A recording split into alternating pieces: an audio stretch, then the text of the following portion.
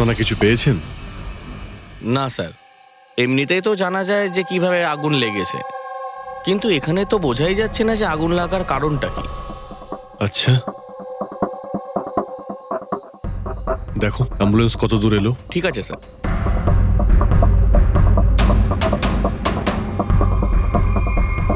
খুব বাজেভাবে ঝলসে গেছে। অদ্ভুত ব্যাপার, জানতেই পারা যাচ্ছে না যে আগুনটা কি করে লাগলো।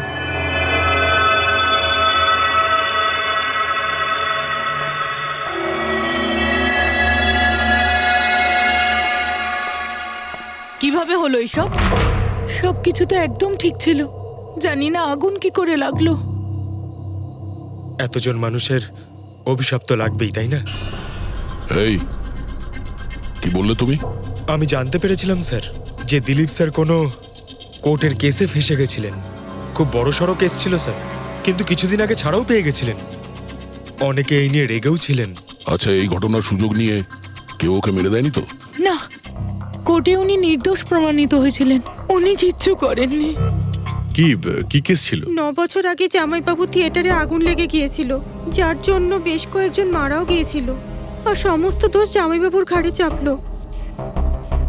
এমনি এমনি কি করে আগুন লাগতে পারে? এটা নিশ্চয়ই কারোর প্ল্যানিং। কাউকে সন্দেহ হচ্ছে আপনাদের? এটা কে করতে পারে? যে কেউ করতে পারে, অনিতাও করতে পারে। কোন অনিতা? টনির ওয়াইফ, ও এখানে এসেও ছিল।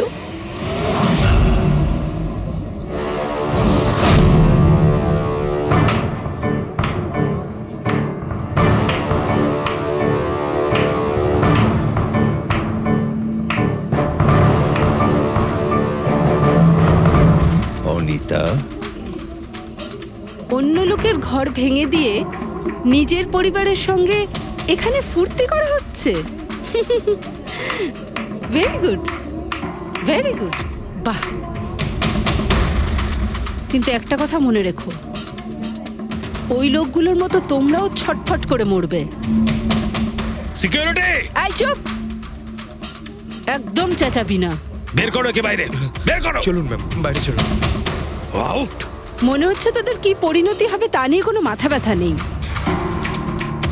তোদের খারাপ সময় শুরু হয়ে গেছে, মনে রাখিস। তুই আমার টনির সাথে যা করেছিস না,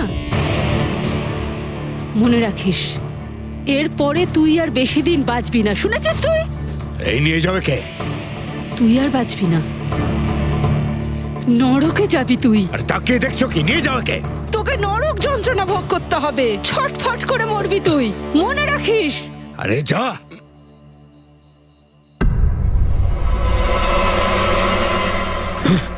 লেটস এনজয় রোহন। আরে ভুলে যাও।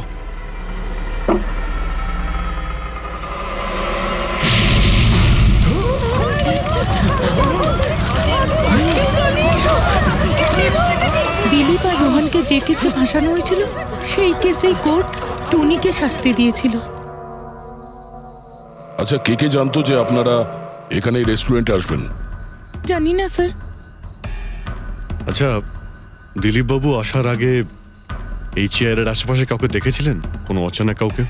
না স্যার, কাউকেই দেখিনি স্যার। এই টেবিলটাকে রিজার্ভ করেছিল দিলীপবাবু ফোন করেছিলেন, বলেছিলেন যে আমাদের জন্য টেবিল রিজার্ভ করে রাখো। সবসময় এখানেই বসতেন, এই টেবিল এই চেয়ারেই। রেগুলার কাস্টমার ছিলেন আমাদের। কারোর আগে থেকে জানা ছিল যে দিলীপ এখানে এই চেয়ারে বসবে? স্যার, চেয়ারের আশেপাশে তেমন কোনো জিনিস নেই যা দিয়ে আগুন লাগতে পারে। এই তো অদ্ভুত ধরনের মিস্ট্রি। সিসিটিভি ক্যামেরা,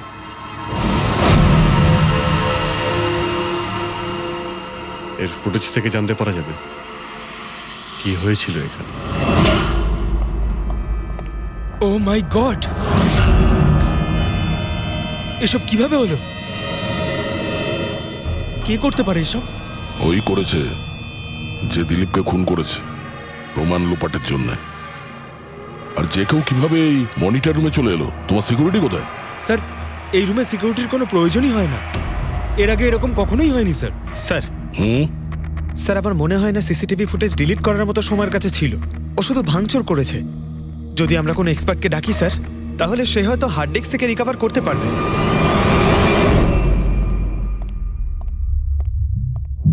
স্যার হ্যাঁ? স্যার 9 বছর আগে দিলীপ আর রোহনের একটা থিয়েটার ছিল যেটায় আগুন লেগে গিয়েছিল। এক্সিট এন্ট্রির দরজা বন্ধ থাকার কারণে 12 জন লোক আগুনে পুড়ে মারা যায়। ভিকটিমদের ফ্যামিলি যখন কেস করে তখন ইনভেস্টিগেশনে জানা যায় যে সেই সময় একজন গার্ড ছিল।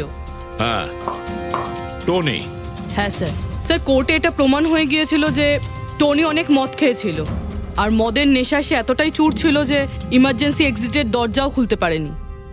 হ্যাঁ, কিন্তু এই টনির স্ত্রী অনিতা এটা মানতে রাজিই নয় যে ভুলটা টনি করেছিল। স্যার শুধু উনিই নন, অনেক আর্টিকেল এবং নিউজ পেপারও কিন্তু কোর্টের সিদ্ধান্তের ব্যাপারে কথা বলেছিল। যখন এই ঘটনাটা ঘটেছিল তখন দিলীপ আর রোহনের বিরুদ্ধে সলিড এভিডেন্স ছিল, কিন্তু তারপর কেস চলতে থাকলো। 9 বছর হয়ে গেল। কিছু প্রত্যক্ষদর্শী বয়ান বদলে দিল আর কিছু লোক বাইরে চলে গিয়েছিল। স্যার, দিলীপ আর রোহন নিশ্চয়ই টাকা আর ক্ষমতার অপব্যবহার করেছে, আর এই কথাটা নিশ্চয়ই টনি জানতে পেরেছিল। ওই হয়তো পাঠিয়েছে অনিতাকে দিলীপকে মারার জন্য।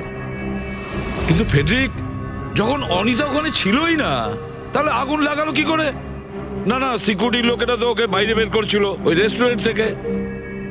এমন কি জিনিস ছিল যার জন্য হঠাৎ করে আগুন লাগলো? স্যার হয়তো ডক্টর সালুংখে আমাদের কোনো হেল্প করতে পারে। না হলে অনিতা।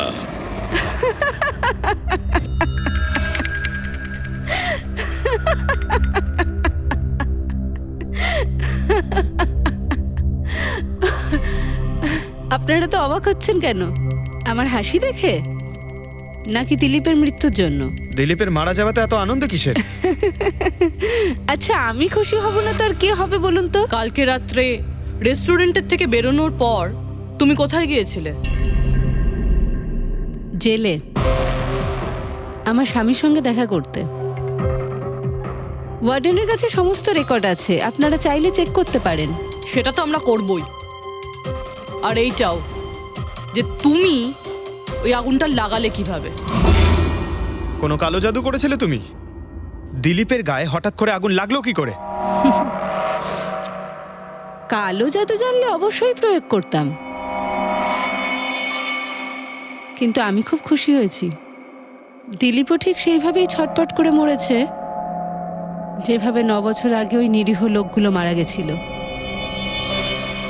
যেটা শাস্তি এখন আমার স্বামী টনি ভুগছে। তুমি এইটা কিভাবে বলতে পারো যে টনির কোনো ভুল ছিল না? তুমি তো ওখানে ছিলেই না। আমি ওখানে ছিলাম না, কিন্তু টনি এখানে ছিল। সেদিন ওর শরীর খারাপ ছিল। ওর মালিকদের মানে রোহন আর দিলীপকে বলে তাড়াতাড়ি বাড়ি চলে আসে আগুন লাগার অনেক আগেই।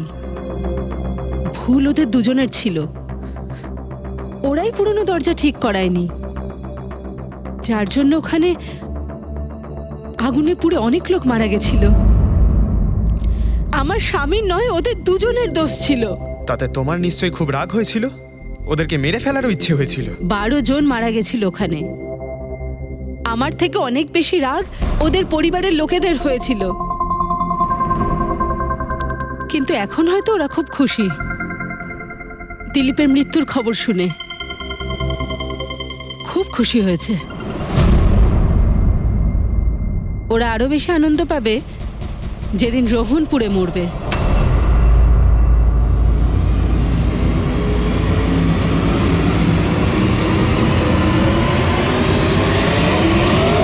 স্যার 42 জন আছে, ওই 12 জন ভিকটিমের কাছের আত্মীয় আর ফ্যামিলির লোকেরা মিলে। সাসপেক্ট বেশি আর সময় কম। স্যার, এই 42 জন লোকের মধ্যে সবার আগে সেই সমস্ত লোকেদের নাম সরিয়ে দিতে হবে যারা কালকে দিলীপের মৃত্যুর সময় শহরে ছিল না। স্যার 9 বছর হয়ে গেছে এই ব্যাপারটার।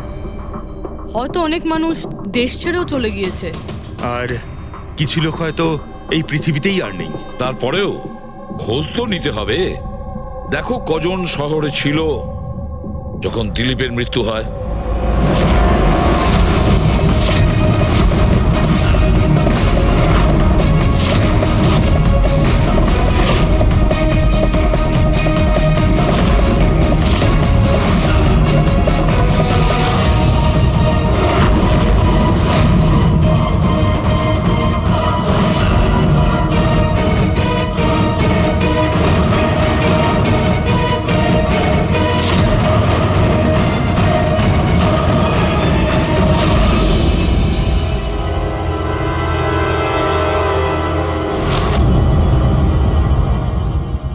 নিখোঁজ কজন এখানে আছে? 27 জন স্যার, যারা সেই সময় শহরে ছিল, আর ওদের দিলীপকে মারার কারণও ছিল। ঠিক আছে, সবাইকে বিউরোতে ডাকো। দেখা যাক ওরা নির্দোষ হওয়ার কি গল্প শোনায় আমাদের। জেমস, তোমার বাবা 9 বছর আগে থিয়েটারে আগুন লাগার কারণে মারা গেছেন, তাই তো? Yes sir. আপনার হাজবেন্ড ফিল্ম একাই দেখতে গিয়েছিলেন? সেই দিন আমি বিজি ছিলাম, তাই উনি একাই চলে যান। কালকে রাত্রে কোথায় ছিলে তুমি? স্যার আমি আমার বন্ধুদের সঙ্গে ছিলাম। স্যার আমি পাসপোর্ট অফিসে গেছিলাম। ওই দুজনকে আমি এমনি এমনি ছেড়ে দেবো না।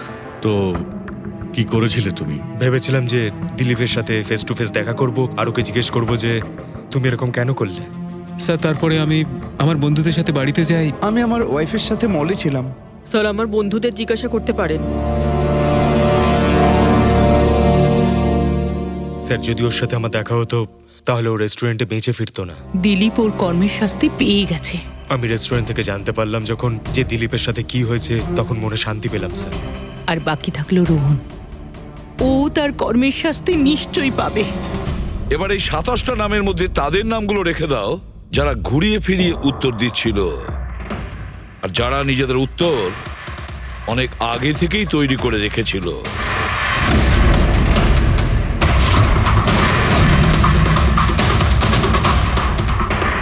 স্যার এবার 15 জন রইল। এবার এই 15 জনকে ওই দিনের ব্যাপারে জিজ্ঞাসা করতে হবে যখন 9 বছর আগে থিয়েটারে আগুন লেগেছিল। দেখা যাক কে সব থেকে বেশি রেগে যায় আর কে মুখ ঘুরিয়ে নেয়। স্যার আমার ভাই মাধ্যমিক পাশ করেছিল। ও বলেছিল বন্ধুদের পার্টি দিতে চায়, সিনেমা দেখাতে চায়, টাকা দাও। স্যার আমি সেই জন্য ওকে টাকাও দিয়েছিলাম। হয়তো ওই টাকাটা আমার ওকে দেওয়া একেবারেই উচিত হয়নি স্যার। যে এই কাজটা করে থাকুক খুব ভালো করেছে। আজকে আমি খুশি, আজ আমি খুব খুশি। কুমারবাবু, আপনি ইউনিভার্সিটিতে ফিজিক্সের প্রফেসর, তাই তো? Yes sir, head of the department physics. কিন্তু আমার নিজের ছেলেরই পড়াশোনায় কোনো ইন্টারেস্টই ছিল না। অনেক বকেছি আমি ওকে, কিন্তু তাতে কোনো রকম কোনো লাভই হয়নি।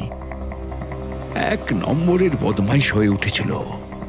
সেদিনও কলেজ বাঙ্ক করে বন্ধুদের সাথে সিনেমা দেখতে চলে গিয়েছিল। আর স্যার তারপর ও আর কোনোদিন বাড়ি ফিরে আসেনি। হিমেশ, রাইট? তুমি কন্ট্রাক্টর না? হ্যাঁ স্যার। হিমেশ, 9 বছর আগে তুমি তোমার স্ত্রীর সঙ্গে সিনেমা দেখতে গিয়েছিল ওই সিনেমা হলে। আমাদের নতুন নতুন বিয়ে হয়েছিল, স্যালোনির সাথে সিনেমা দেখতে গিয়েছিলাম। ওর খুব খিদে পেয়েছিল, আমি সিঙ্গাড়া আনতে বাইরে গেছিলাম। আমি ওখানে ফিরে গিয়ে দেখলাম ওখানকার দরজা লক হয়ে গেছে, আর ভেতর থেকে লোকেদের চিৎকার চেঁচামেচি শোনা যাচ্ছিল, আর আর খুব ধোঁয়া বেরোচ্ছিল ওখান থেকে। আমি স্যার দরজা খোলার অনেক চেষ্টা করেছিলাম, আমি খুব চেষ্টা করেছিলাম। আমি পাগলের মতো দরজায় ধাক্কা দিতে থাকি। সালোনি সালোনি সালোনি বলে আমি চিৎকার করতে থাকি, কিন্তু আমি কিচ্ছু করতে পারিনি স্যার। আমি কিচ্ছু করতে পারিনি, আমার সালোনিকে আমি বাঁচাতে পারিনি। ওখানে তো একটা গার্ডও ছিল না, টনি?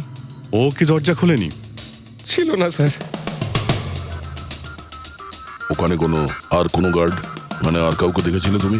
কেউ ছিল না স্যার, কেউ ছিল না। আমি 9 বছর আগে কোর্টে যে কথা বলেছি আজও তাই বলছি। যখন সিনেমা হলে আগুন লেগেছিল তখন টনি ওখানে ছিল না স্যার।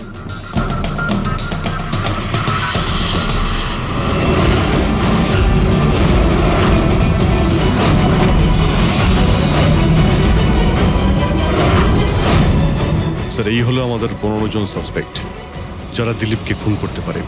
স্যার পুলিশ বলছিল যে ফায়ারম্যানরাও বলতে পারেনি যে আগুনের এক্স্যাক্ট সোর্সটা কোথায় ছিল। ওরা তো দেখা মাত্রই জানতে পেরে যায়, তাই না? জানতে পেরে যায়, যে ওখানে এমন কি জিনিস ছিল যাতে আগুন ছড়িয়ে পড়ে, কিন্তু ওরা জানতে পারেনি।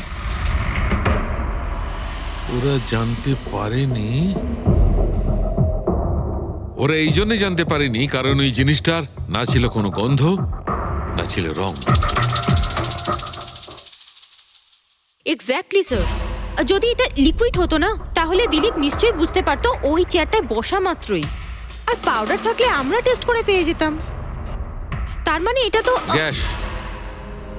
তার মানে হচ্ছে এটা ছিল গ্যাস। গ্যাস? এই জন্য ওই ফায়ারম্যান জানতে পারেনি যে কিসের জন্য আগুন লেগেছিল। ইনফ্লেমেবল গ্যাস বস, যার শুধু একটা স্পার্কের দরকার হয় জ্বলে উঠবার জন্য। কিন্তু একটা কথা বুঝতে পারছি না, দিলীপ যে চেয়ারে বসেছিল সে চেয়ারে গ্যাস আসলো কোথা থেকে? চেয়ার থেকেই।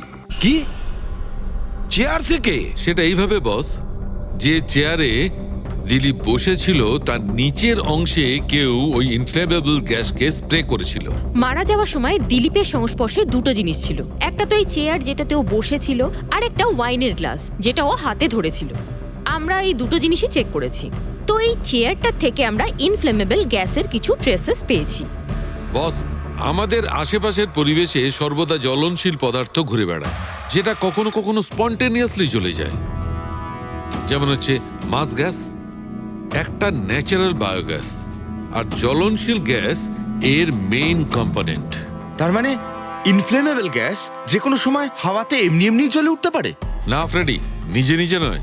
যখন পরিবেশটা খুব বেশি উত্তপ্ত হয়ে ওঠে আর সেটা পরিবেশের অক্সিজেনের সঙ্গে মিশে যায়, তখন একটা সুপার হাই টেম্পারেচার উৎপন্ন হয়, যার কারণে এই আগুন লেগে যায়। কিন্তু ডক্টর সালুখে, ওখানে তো এরকম কোনো হাই টেম্পারেচারের মতো কিছু ছিলই না। এক্স্যাক্টলি, এমন কোনো ডাইরেক্ট সোর্স ছিলই না যাতে তাপ উৎপন্ন হতে পারে। বস, এই জন্যে আমার মনে হচ্ছে খুনি কোনো এক্সট্রা ডিভাইস ব্যবহার করেছিল এই এত বেশি টেম্পারেচার উৎপন্ন করার জন্যে। আর এই চেয়ারটা তো রেডিই ছিল, এর তো শুধু একটা স্পার্কের দরকার ছিল। কিন্তু স্যার, এভাবে কেউ হিট কিভাবে উৎপন্ন করবে? হ্যাঁ, করা যেতে পারে তো। যেমন উদাহরণস্বরূপ ম্যাগনিফাইং গ্লাস। ম্যাগনিফাইং গ্লাস দিয়ে সূর্যের রশ্মিকে বিশেষভাবে ফোকাস করে আমরা ছেলেবেলায় কাগজ পড়াতাম।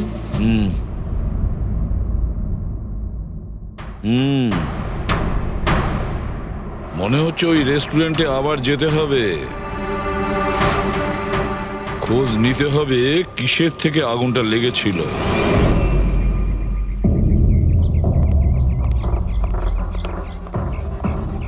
সব জায়গায় দেখে ফেলেছি স্যার, কিন্তু এমন কিচ্ছু খুঁজে পেলাম না যা দিয়ে আগুন লাগতে পারে। আর এটা ওপেন এয়ার রেস্টুরেন্ট। যখন খুনি দিলীপের চেয়ারের নিচে ওই ইনফ্লেমেবল গ্যাস স্প্রে করেছিল, কেউ তো দেখেছিল। সেটাই তো, চেয়ারে হঠাৎই আগুন লেগে যায় আর দিলীপ পুড়ে মারা যায়। কেউ কিছু দেখেনি, আর না আমরা কোনো প্রমাণ পাচ্ছি। স্যার, ওই data expert CCTV footage recover করে ফেলেছে, আপনারা দেখতে পারেন স্যার। গুড। দয়া, তুমি গিয়ে দেখো, ততক্ষণ আমি এখানে দেখছি কিছু পাওয়া যায় কিনা। স্যার, দিলীপ আর ওর ফ্যামিলি আসার 15 মিনিট আগের ফুটেজ এটা।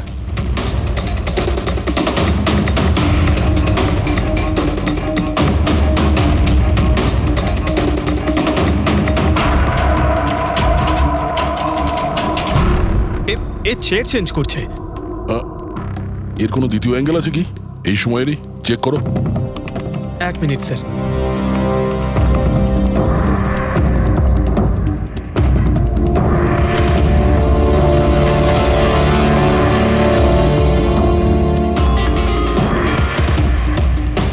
ও চেয়ারটার সঙ্গে কি করছে?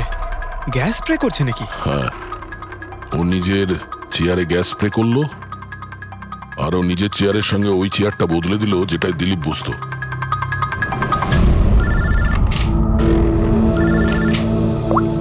হ্যাঁ দয়া। আচ্ছা, গ্রেট, গুড ওয়ার্ক দয়া, গুড ওয়ার্ক। কি হলো স্যার? যে দিলীপের চেয়ারটা কারসাজি করেছিল তার খোঁজ পাওয়া গেছে। সে আসলে একটা লোক, ওর শারীরিক গঠনটাও জানা গেছে। আর দেখি আমরা, দয়া ফটোটা পাঠাচ্ছে।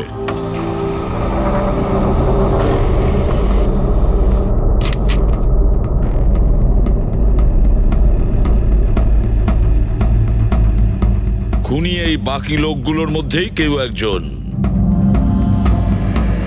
এদেরই মধ্যে কেউ। আর এবার এর পরের শিকার রোহান।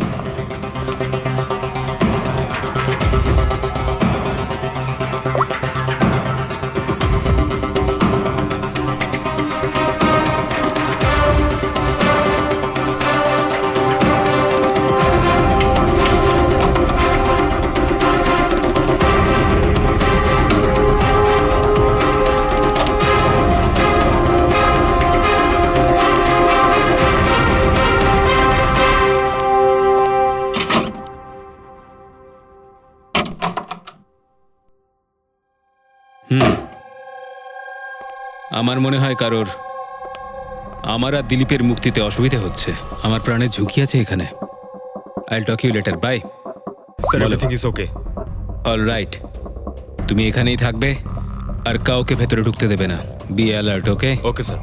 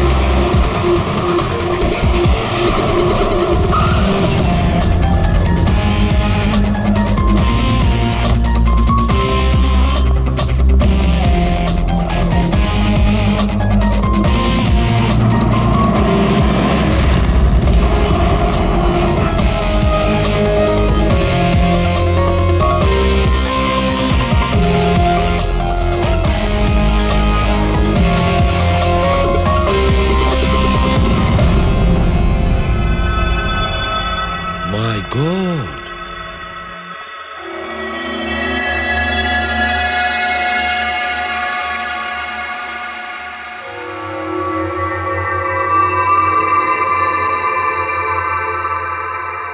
কি হয়েছিল এখানে আর কিভাবে?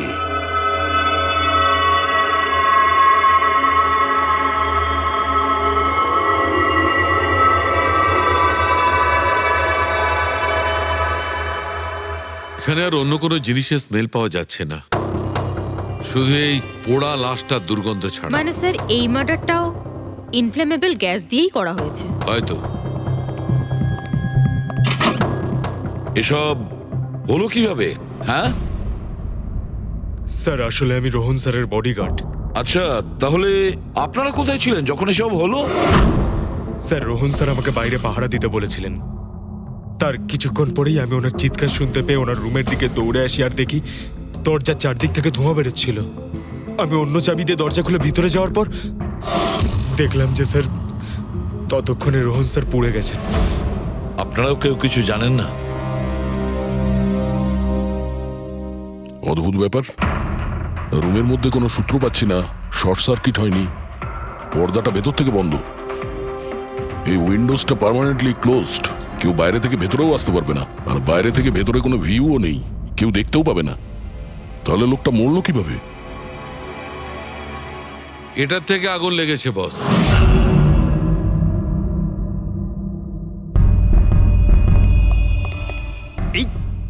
এই জিনিসটা দিয়ে এটা কি স্যার? এটা হচ্ছে ফিলামেন্ট। ফিলামেন্ট? ইলেকট্রিক বাল্বের ভেতরের ফিলামেন্ট। যখন এই ফিলামেন্টের ভেতর দিয়ে ইলেকট্রিক পাস করানো হয় তখন এটা গরম হয়ে লাল হয়ে যায়।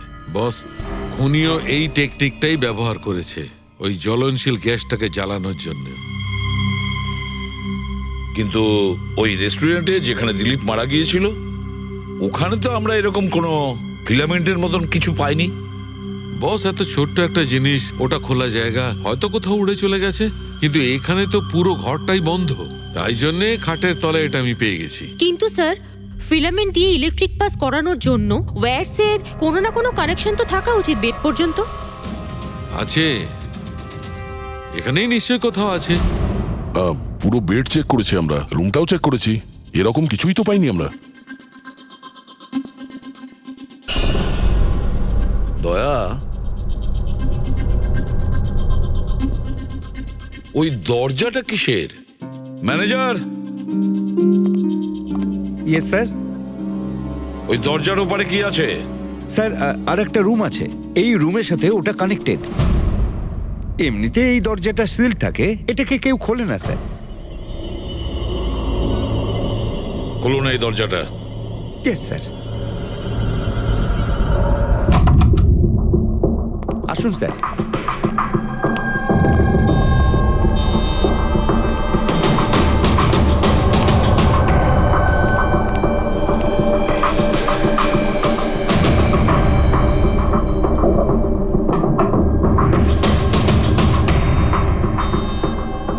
আচ্ছা ম্যানেজার বাবু, কার রুম এটা? কে থাকে এই রুমটাতে? কোনো একজন গেস্ট স্যার, ডিটেলস চেক করতে হবে। দেখুন।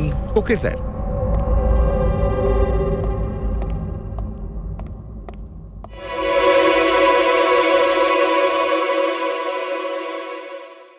স্যার, ওখানে ওই রুমের মধ্যে যা হয়েছে স্যার, সব এই রুম থেকেই করা হয়েছে স্যার। কিন্তু যদি কারেন্ট এই রুম থেকে পাস করা হয়ে থাকে তাহলে এখান থেকে বেড পর্যন্ত কোনো না কোনো ওয়্যার তো থাকা উচিত। আর যদি থেকে থাকে তাহলে রোহন নিশ্চয়ই সেটা দেখতে পেয়েছে। হ্যাঁ, হয়তো ওর বডিগার্ডও দেখে থাকবে। ডাকো তো ওর বডিগার্ডকে। আপনি এদিকে আসুন।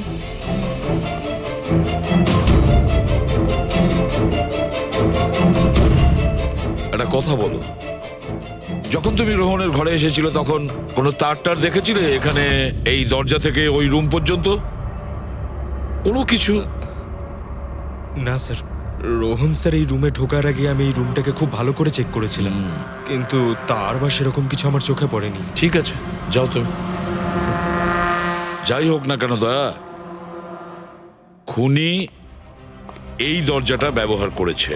এই দরজা দিয়ে রোহনের রুমে আসে আর রোহনের বেডে ইনফ্লেমেবল গ্যাস স্প্রে করে, আর যে কোনো ভাবেই হোক ফিলামেন্টে কারেন্ট দিয়ে দেয়, তাতে ফিলামেন্ট গরম হয়ে যায় আর ইনফ্লেমেবল গ্যাসে আগুন ধরে যায়, আর তাতে রোহনের মৃত্যু হয়। বস, একটা কথা কিন্তু ঠিক, খুনি যেই হোক না কেন তার ইলেকট্রিক আর কেমিক্যাল সম্পর্কে খুব ভালো জ্ঞান আছে। প্রফেসর কুমার, ফিজিক্সের প্রফেসর কুমার, ওর থেকে আর কে বেশি জানতে পারে এই ব্যাপারে? স্যার, ওই প্রফেসর কুমারের সঙ্গে দেখা করো। স্যার। দয়া, আমিও যাব তোমার সঙ্গে।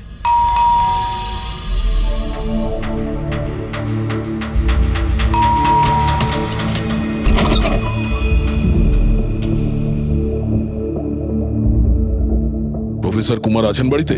হ্যাঁ আছেন, কিন্তু আপনারা? সিআইডি। সিআইডি? সব ঠিক আছে তো স্যার? হ্যাঁ, ওনাকে কিছু জিজ্ঞাসা করার আছে। কোথায় উনি? বাইরে বাচ্চাদের পড়াচ্ছেন, আমি ডেকে আনছি। ঠিক আছে, ঠিক আছে, আমরা দেখছি।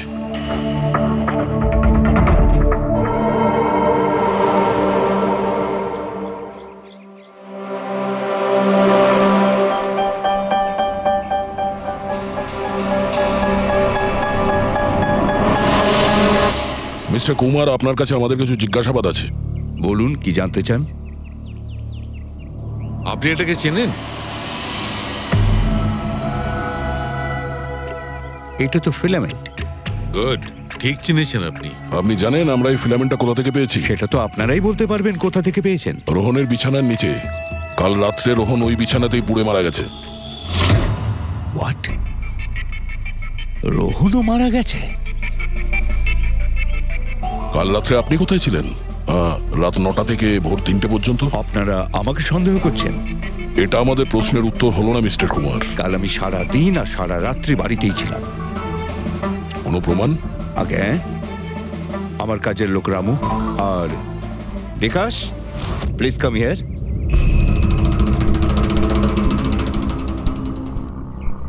Yes sir. এনাদের বলো যে কাল কোথায় ছিলাম। স্যার আমাদের সবার এক্সট্রা ক্লাস নিচ্ছিলেন এই বাড়িতেই। কটা থেকে কটা পর্যন্ত? স্যার সন্ধ্যা 6টা থেকে ভোর 5:30 পর্যন্ত। সামনেই আমাদের এক্সাম, তাই আমরাই স্যারকে রিকোয়েস্ট করেছিলাম এক্সট্রা ক্লাস করানোর জন্য। ঠিক আছে স্যার, তুমি যাও বাবা। স্যার, আমার আরো 5 জন স্টুডেন্টস আছে যারা কাল সকাল 9টা থেকে 5:30 পর্যন্ত আমার কাছে ছিল। বলেন তো ওদেরও ডাকি? ঠিক আছে, এবার আমি যেতে পারি স্টুডেন্টদের পড়াতে? Please please.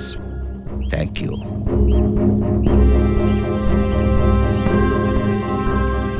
হ্যাঁ, তাহলে আমি যেটা বলছিলাম যে শোল্ডারিং ওয়্যার ছাড়াও আমরা মাদারবোর্ড ফিক্সড করতে পারি with the help of adhesive conductor.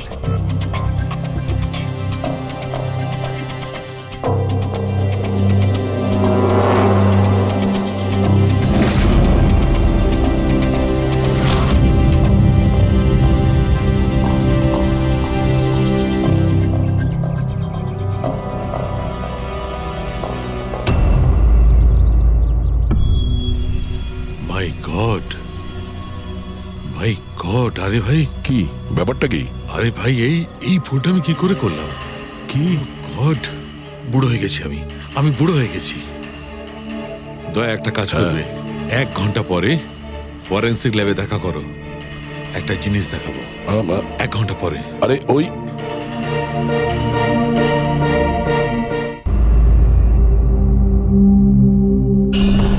হ্যাঁ বস, একটা কাজ করো, এই সুইচটা দিয়ে ওই বাল্বগুলোকে জ্বালাও। এই সুইচ দিয়ে? এই সুইচ দিয়ে? হ্যাঁ হ্যাঁ, এই সুইচটা দিয়ে। আরে এর মধ্যে কোনো কানেকশন দেওয়া নেই, কিভাবে জ্বলবে? তুমি প্রশ্ন করো না, কখনো কখনো আমার কথাটাও মেনে নাও। কখনো কখনো। এই অন করলাম। কই স্যার, কিছুই তো হলো না। হবে হবে। আরে কি হবে? কিছুই হবে না। হবে ভাই, বিলিভ মি, হবে। 1 মিনিট। আরে ওর শরীর ঠিক আছে তো? হ্যাঁ স্যার, জানি না কি হয়েছে, প্রফেসর কুমারের সঙ্গে দেখা করে আসার পর থেকেই উনি বাল্ব নিয়ে খেলে যাচ্ছেন।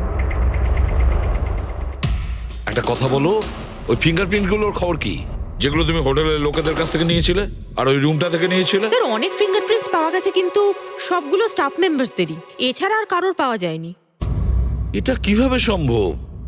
এই যে দাদা, একটু এই দিকেও দেখুন। হ্যাঁ হ্যাঁ, দেখছি। হ্যাঁ,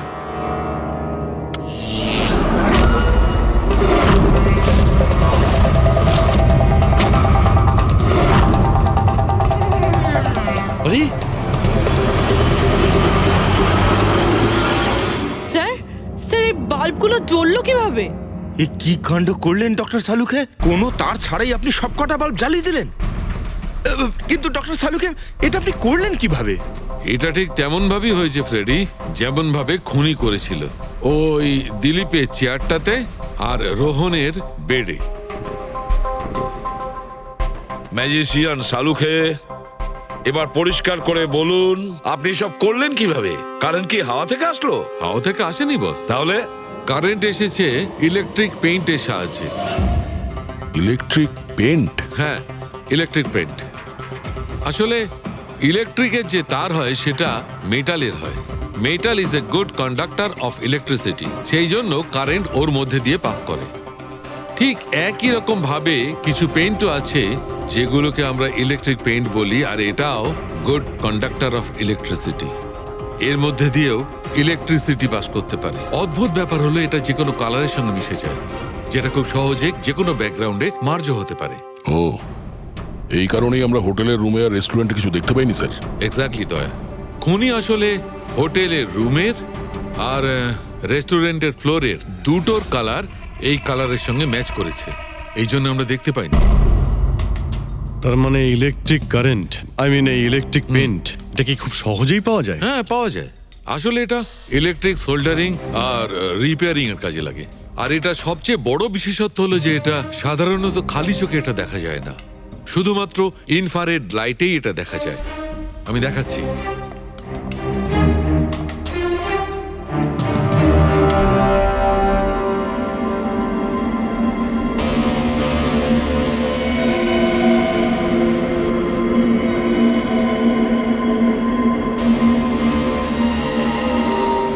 দেখেছো বস? হ্যাঁ, খনিও ঠিক এইভাবেই ইলেকট্রিক পেইন্টের ব্যবহার করেছে আর এই সার্কিট তৈরি করেছে।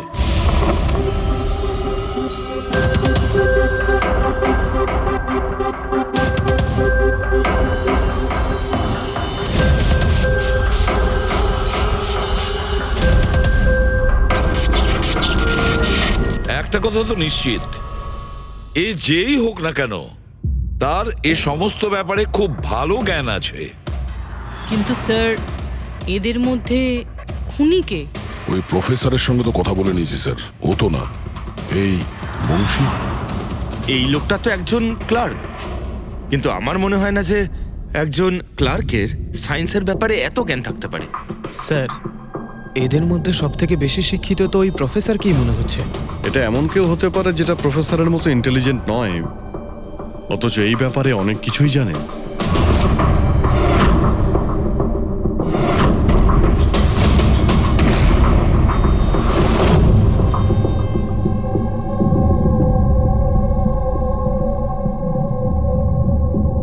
সেই লোকটা অভিজিৎ, এই লোকটাই সে। মনে পড়ছে কি বলেছিল আমাদের, যে ও কি কাজ করে?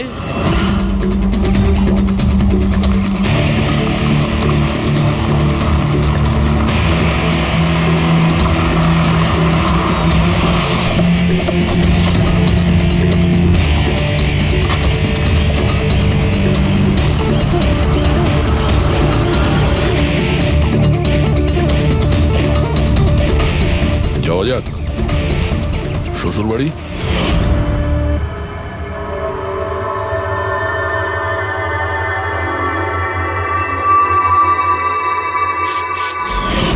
দিলীপ আর রোহনের ওপর কেস হয়েছিল, কিন্তু আমি জানতাম ওরা টাকার পাওয়ারের জোরে ছাড়া পেয়ে যাবে।